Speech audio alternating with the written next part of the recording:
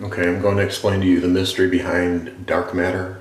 Obviously, if you understand anything about what scientists have been telling you about dark matter and spiral galaxies and why they can't understand why the so-called rotation of the spiral galaxies is constant, even from the outer edges of the spiral galaxies. Well, that's because they don't understand that we're living inside the concave Earth and there's a celestial glass firmament, not only at 100 kilometers, but the upper glass firmament, which was mentioned in Genesis chapter 1, verses 6 through 8, which is made out of glass too, and on the inside surface of that is the celestial ocean, and that ocean is dark, so I'm going to add some dark paint to simulate the celestial ocean. If you read Psalm 18, verse 11, it says, God is covered by the dark waters and the thick clouds. It also says of the skies, but the skies is actually had been added to the translation.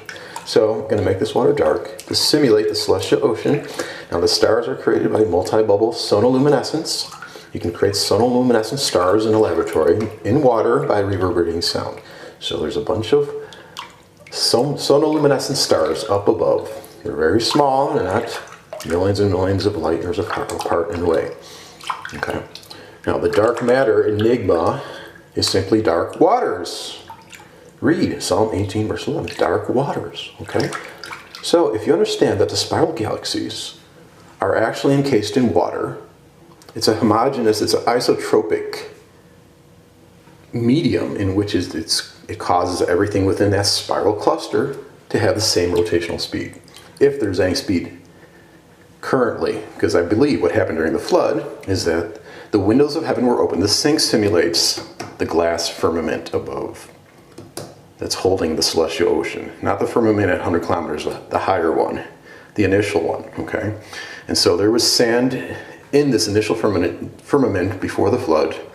And then when it says the windows of heaven were opened, the sonoluminescent stars, there were many that clustered together, and they're creating there's a lot of heat, okay? It's creating nuclear fusion or whatever, and it burned a hole through the glass sky. That's why it says the windows of heaven were opened.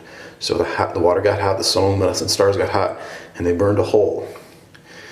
I'm going to pour this heavy whipping cream to simulate the nebula. Nebula means cloud, remember? It's just a cloud, a cluster of clouds, okay?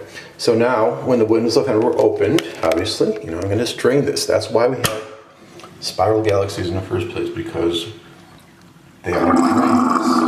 See the drain there? Stop. It's still spinning. There it is. There's your dark matter. Dark matter is dark waters. Mystery solved.